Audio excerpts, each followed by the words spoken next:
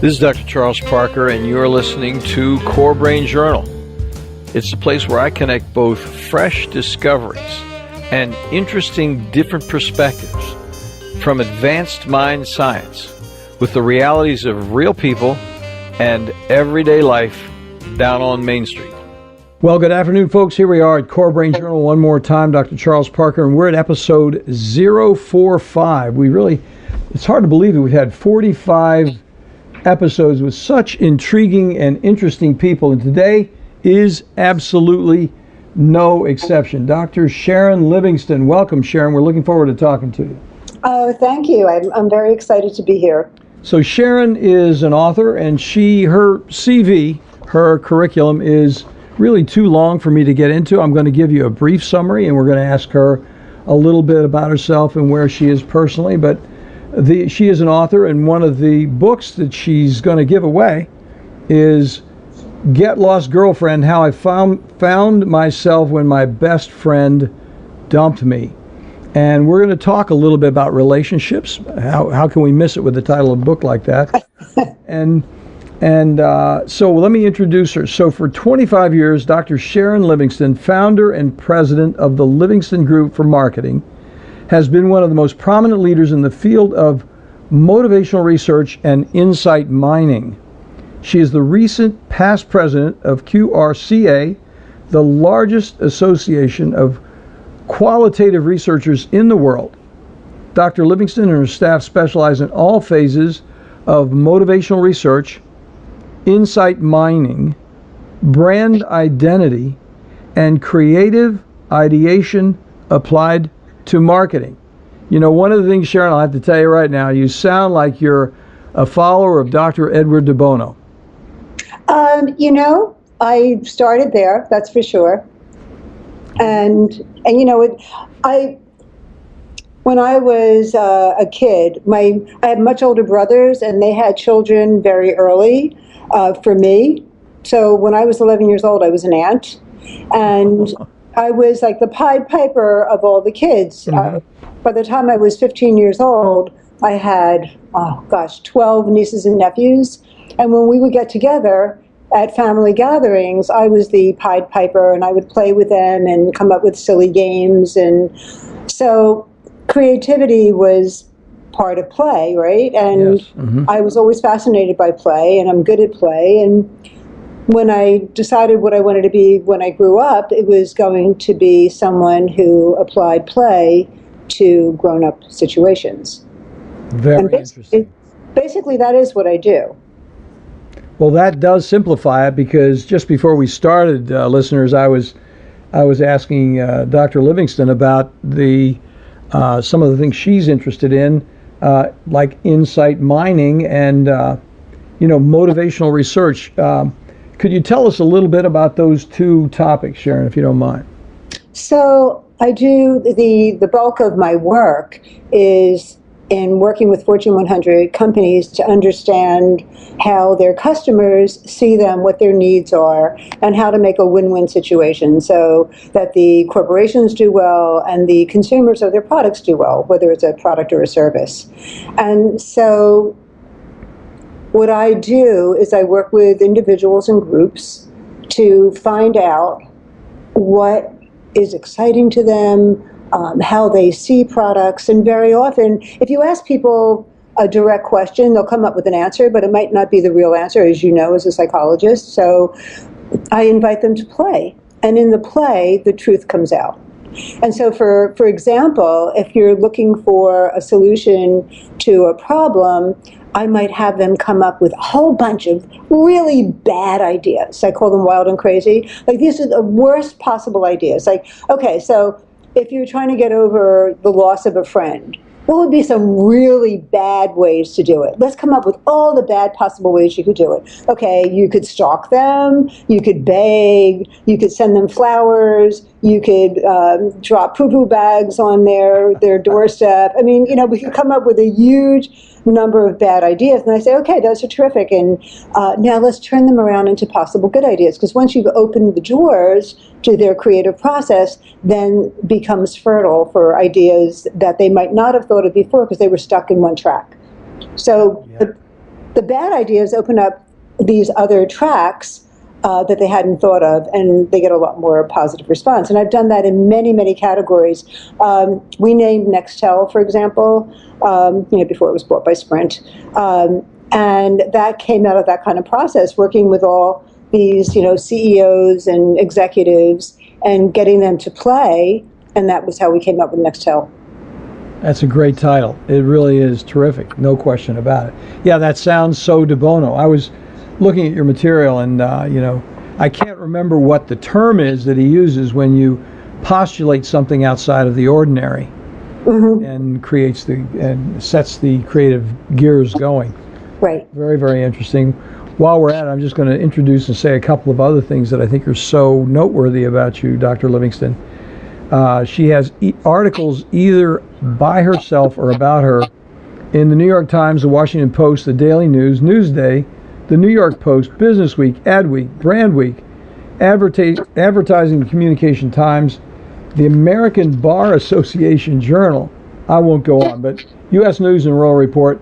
She's a very, very busy woman, and she's been very actively involved with that. So that's brand identity in a way is what you're talking about there, but what is the mining aspect? What happens in insight mining? Is that what you're describing right there? So that was a creative ideation technique. Insight mining is how to get at the bottom of what's really going on. So for example, we have a technique, it's called laddering, and you start with a feature. Like if we were doing your podcast, for example, like what's one reason why people, what's a feature of your podcast that people gravitate to? So maybe it's the intelligence that you bring to it. So I would say, so tell me about that. What is it about that intelligence? What's a benefit of that? And we keep asking benefits of the last thing that was said until it gets to what we call an emotional end benefit. The ultimate emotional end benefit is self-esteem, is enhanced self-esteem. And you see this progression of a feature to a consequence to an emotional end benefit. And it might, having done thousands of them, we factor analyze what these emotional end benefits are. And so the very last thing before enhanced self-esteem, there are 4 buckets, and they're healthy narcissism, love, sex, community, nurturance, and altruism. And there are 37 emotional end benefits that fall under those categories. And if you understand what those are, then you know how to talk about your product. You know what to say, features and functions, you say out loud, and the emotional end benefit is something that you show with a picture or with the tonality. So for example, that intelligence might lead to, the emotional end benefit might be one of accomplishment. So when I listen to your show, because you are so smart, I'm making this up, I don't know exactly, we'd have to do the research, but because you are so smart, it makes me feel like I've learned something and I've been able to accomplish something that I couldn't do before. So whenever I'm studying with you, in a sense, when I'm listening to your podcast, I'm kind of studying with you, then I feel like I accomplished something. And so if you're advertising your podcast, you would be talking about all this incredible information that you give people, and it's an intelligent way of looking at the world that will show someone, the picture might be of someone going, yes, like pulling their arms down with that big yes. They see a woman feeling like she got something out of this and she's going to use it in her life to better herself. So, yep, beautiful picture. I got you. So, are some of those issues in your book, or are they in yet another book that you would recommend? Oh, so my book is a journey of reclaiming my spirit and soul after I got dissed by someone that I really cared about, who was a very good friend. If you wanted to read something, so my book is Get Lost Girlfriend, How I Found Myself When My Best Friend Dumped Me. There is a psychologist, Daniel Kahneman, who wrote a book called Thinking Fast and Slow. And it talks about, do you know the book? He's fabulous. Yep. It talks about how we like to think that we have these very rational reasons why we choose this, that, or the other thing. But the reality is, and they've proven it, that we make decisions, buying decisions, life decisions, emotionally, but we immediately justify with some kind of rational alibi. And we could be the smartest people in the world, and we still do that. And it happens so quickly that we don't even catch it. But we're very fast to rationalize the decision. So I'll give you an example of that, and this was kind of something that I should have known. A number of years ago, I needed a new car, and I had a friend who recommended a Mercedes R350 or something. It was a really good buy, and it looked like a hearse. Now, you have to understand, my mother had just died. Oh, gosh. My mother had just passed away, and I got talked into this practical, high-performing, less expensive vehicle, right? And I leased it for 2 years. And every time I got into it, I felt I just started mourning my mother all over again. And it was stupid. And because, like, I know what's important to me. So to me, a car is about, first of all, it's got to be high performing, because I like to go places quickly. Yeah. And it has to have some prestige and fashion attached to it. And instead, I'm driving around in a hearse. Like, oh my God. I had to find someone to take over the lease, because it made me sick every single time I got into it. Yeah. So you need to know these things about yourself, and you have to accept the fact that we make emotional decisions, and it's okay. So within that, have your emotional response, think about what that means, and then add some rational reasons why you can justify what you need. Well, Sharon, that story is so interesting, and it's so much of what, we were talking a little bit about before we actually hit the record button, because that whole interplay between rationality, cognitive thinking, and emotionality, and how that works, the synchronicity of it, and how they interplay. And one of the things we were talking about briefly before we started the interview was this whole concept of cognitive dependence and emotional dependence, and which is kind of the reason I'm bringing it up is because you're kind of talking about it right now. And that is the business of finding with a partner. I don't know if you've really, if this was an issue with you with your friend, but it might be. And that is we become cognitively dependent on people who help us sort the world out from a prefrontal cortical point of view. And that person is a great person because we appreciate their perception. So we have a unanimity of perception with a person who's relatively cognitively parallel with us.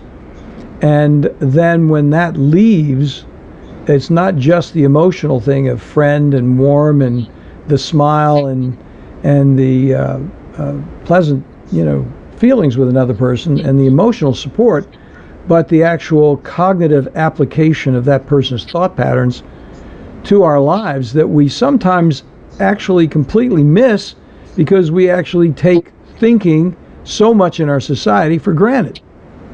So interesting. And, as you're saying that, and I'm reliving what happened, when I met her a number of years ago, I had this instant recognition, like, oh, I know this person. And we both had it, like both of our pupils dilated, our eyes open wide, and it was a very emotional reaction, but there was also a recognition. It's like I think we both reminded each other of the other one's mother, and I should have known instantly that was probably not a good thing. So, that it's the good part of your mother that you thought you saw.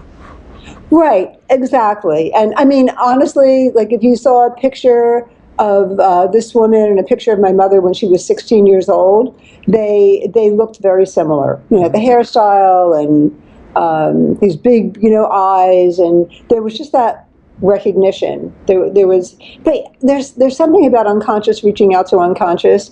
The thing of it is that, as someone who studied psychology for so many years, you'd think that I would have reminded myself that this thing we call chemistry can be good chemistry, or it could be not so hot chemistry.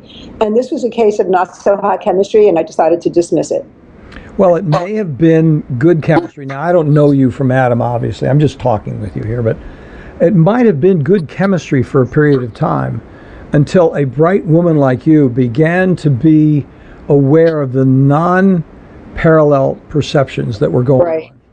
Exactly. And then they grew when you began to actually see the reality of that person's relationship with the world, because she was in a different reality than you were. You were French and she was German, or whatever, however you want to think about it.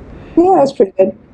Because it was then a cognitive change in the way you would have to actually parallel her perceptions of the world, which is a cognitive process. That's what I'm trying to say. So another way you might think about this, and tell me if this fits your model, what I discovered in her was a playmate, that we had the same sense of humor and we could laugh a lot together. Mm. And I work 18 hours a day. I'm just that kind of person. I don't have kids. I work my butt off. Mm-hmm. And it was such a relief to have a playmate to laugh with. And so that's kind of a combination of cognitive and emotional, because, laughter, obviously, it's a tension release and all that. But to have a playmate, it means that you have a similar view of the world. You have similar areas of tension. Mm-hmm. You understand that so well. Like the comedians who make us laugh, it's like they get us. They understand our tension. And I think that was something we had in common, and I didn't want to give it up. Yeah.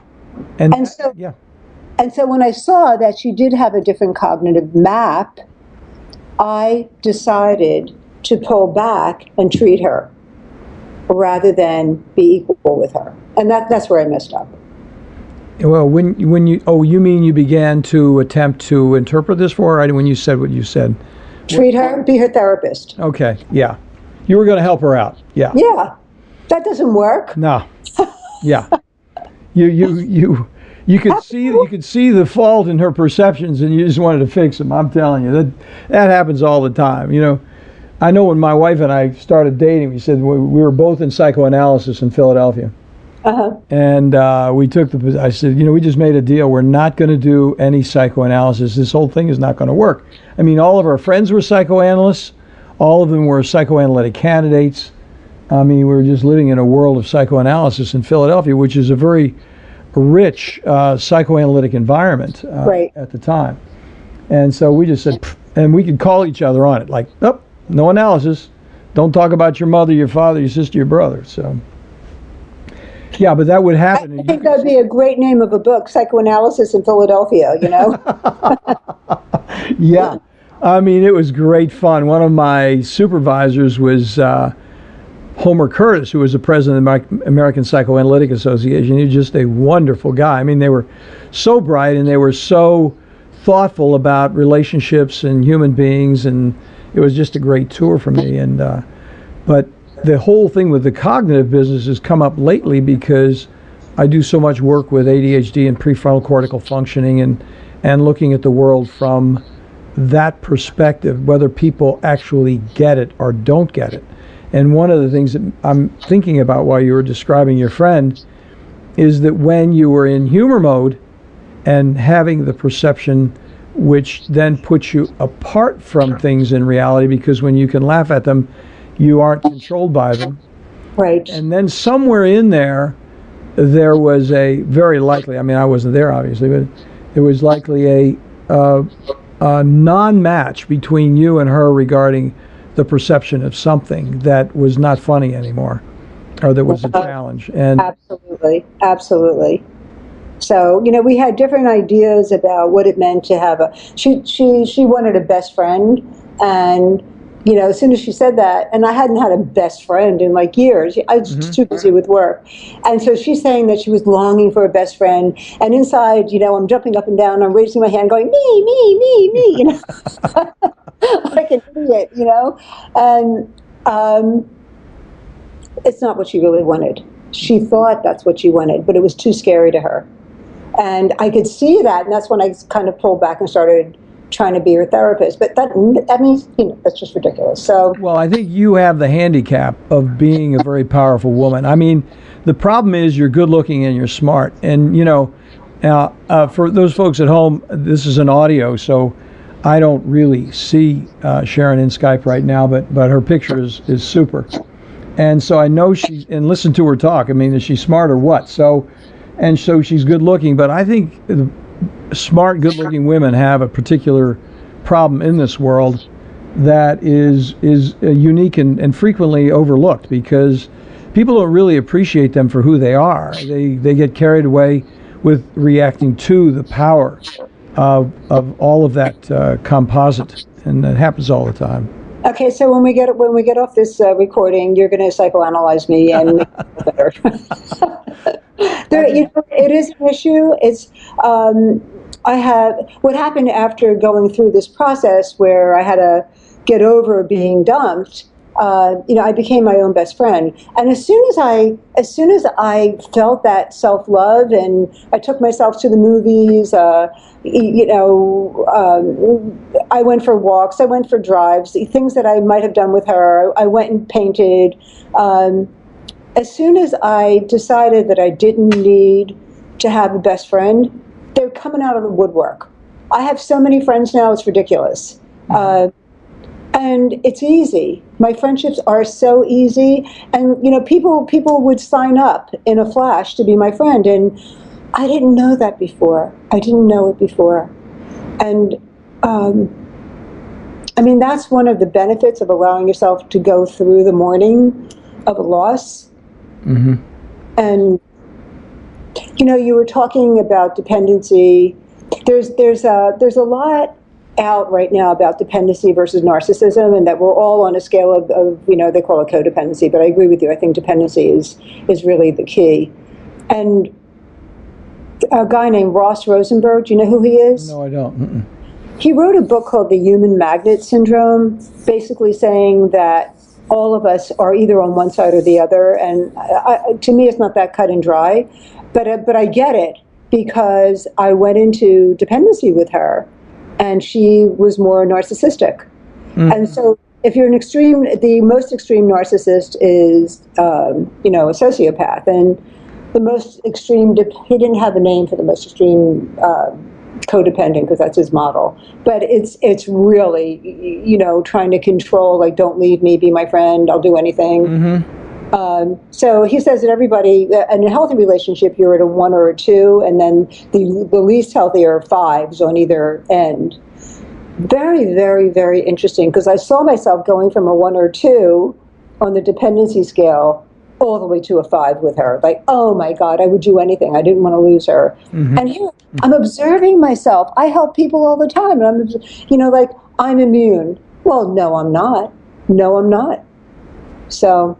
Well, that's happened so much in my life as well. You get into a working relationship with someone that you value, and you think it's going to work out, and you trust them and confide in them and work with them, and you think that it's going to evolve, and then you discover the limitations in the relationship. That it's really not what it looked like it was on the front, and that can happen professionally. Even though you're not friends in a way because you're working together, but friendships do occur, and respect is certainly there.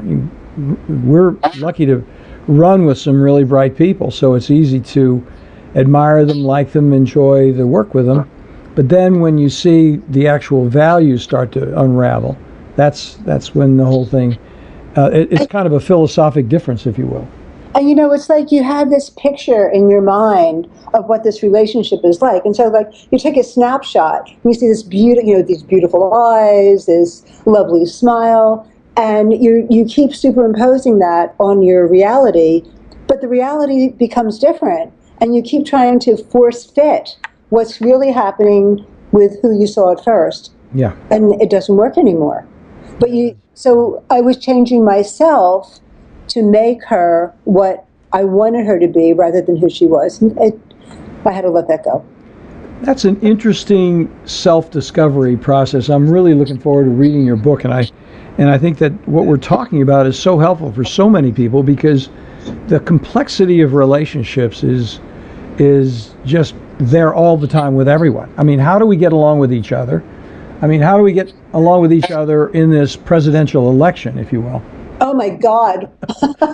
Oh my God, that is tough. I mean, is reality in your face or what?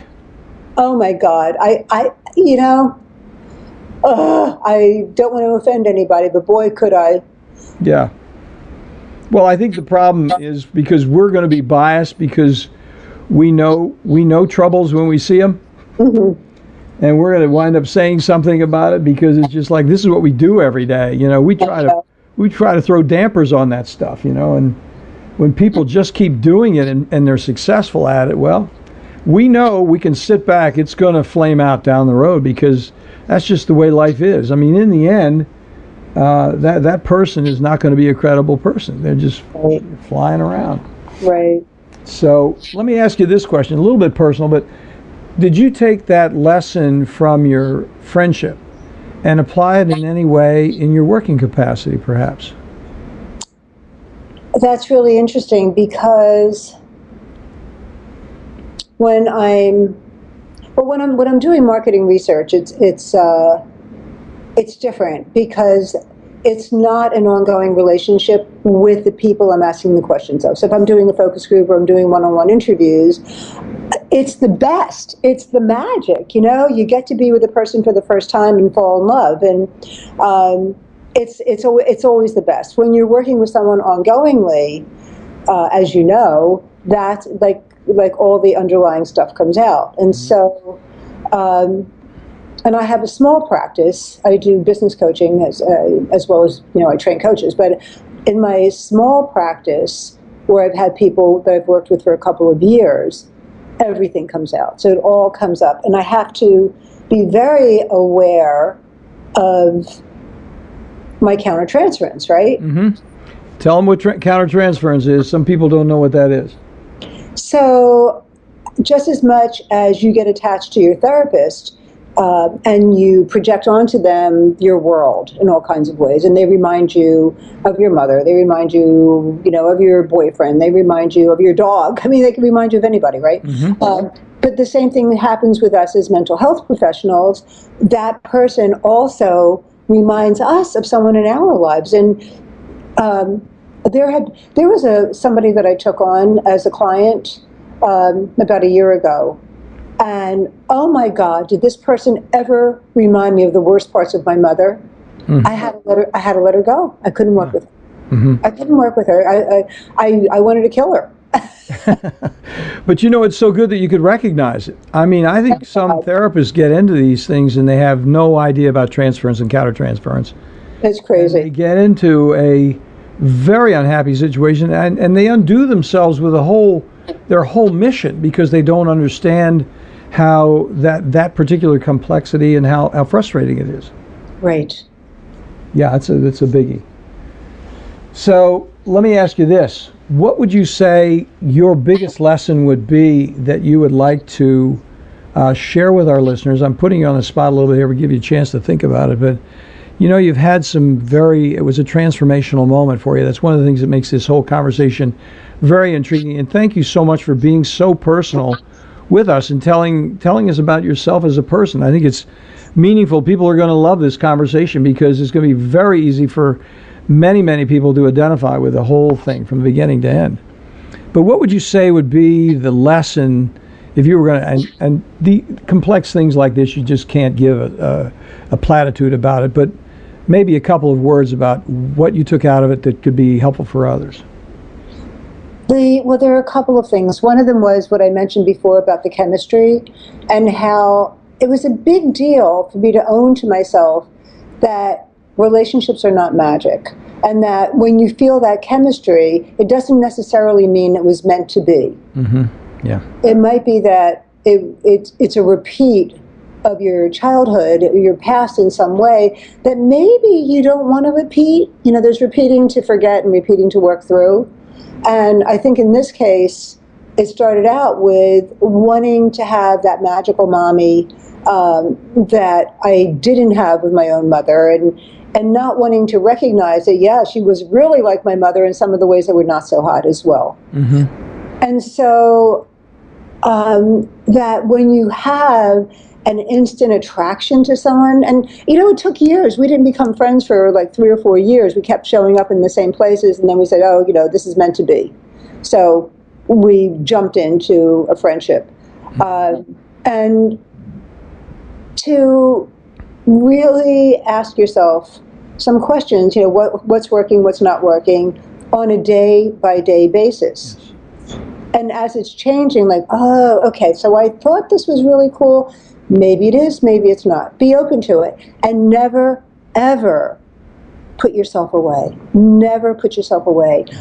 Listen to your instincts. Listen to your intuition.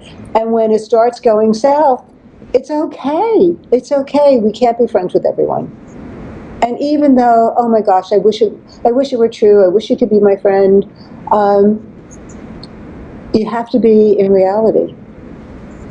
And there are lots of people out there. And if you can treat yourself like you're your own best friend, amazing stuff happens. Amazing stuff happens. One of my happiest days was I'm a heavy duty walker. Charles, yesterday I walked 23 miles. You did? I did. You are a heavy duty girl. I'm not kidding. And I did 100 flights of stairs in the same day. So, oh my gosh. So this one day I went out for a walk with my iPhone, just me and my iPhone, and it was the fall. And the foliage was spectacular. And I was there with my eyes and my perceptions and these beautiful colors, and I was snapping pictures on my iPhone as if I was a photographer. And I was blissed out. I was so happy, just me and the fall foliage and my iPhone. And it was all I needed. It was all I needed. I was complete. I was in bliss, and life is good. Well, you just told me you were romantic, I'll tell you. You already know that. But yeah. And the point was, it sounds very interesting. I couldn't help but think about what we were just talking about from the point of view of idealization as being the counterpoint to disrespect and negativity. And what happens is, just as people sometimes miss the cognitive relationship that's there, I think that the idealization is fraught with denial, because it's so easy to be negative when something's painful or difficult, obviously painful and difficult. But idealization, because it's reductionistic and simplistic, is fraught with dangerous potholes. Absolutely. Absolutely. And I think that joy resides within us. And when it comes down to it, you know, existentially, who are we, right? Mm-hmm. And if I can't be joyful with myself, I can't be joyful. Very well said. Very, very well said. Right. I mean, is there anything else to say after that? I don't know. No, certainly not. I mean, beautifully said. Very, very well said. Well, I'm looking at our time. What a poignant place to pass on here. Let me ask you this question. Dr. Sharon Livingston, can you give us a link where we could best connect with you if we wanted to? Well, first of all, you can call me, and I might not respond like in the hour, but I respond to all phone calls within 24 hours. So if anybody wanted to talk to me and tell me that, you know what, every place I go, people tell me their stories about, you know, broken friendships that they've been holding for 10 years. They still have those feelings that they haven't, you know, purged. They're still hurt from them. So if you have a story you want to share, you can always call me. My number is 603-505-5000, and I promise I will get back to you. It might take a day, but I'll get back to you. And also, they can go to getlostgirlfriend.com, And if you're interested in buying the book, it's getlostgirlfriend.com/BOOK, and that'll take you to the Amazon page. I just put that down. I'll have that on the show notes. And I think you're a brave woman for putting your phone number out there. That's, but because you're so smart and so articulate, the average person is going to call you just to shoot the breeze. This is going to be a serious call when they call you up, no question about it. Yeah, it is. So, Sharon, thank you so much for taking the time. I mean, what else can one say except you've been so delightful to talk to. You're just a wonderful person to talk to. Aren't you wonderful? Thank you. And you know what? I mean, look at the rapport that we just had, right? And it's very seductive. There are so many people we can relate to. And I just want everyone to know that you could have wonderful relationships with so many people and then make a decision, not based on, oh my God, this is the most incredible person in the world, but that there are a lot of incredible people in the world, and you have choices, and make your choices, whether it's with your husband who doesn't get you, or your friend who acts like she gets you and doesn't get you.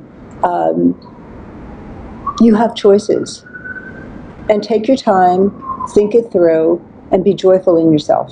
Yeah, and the phrase came to mind, and get yourself. Yeah, absolutely. I love it. Get yourself after all of that.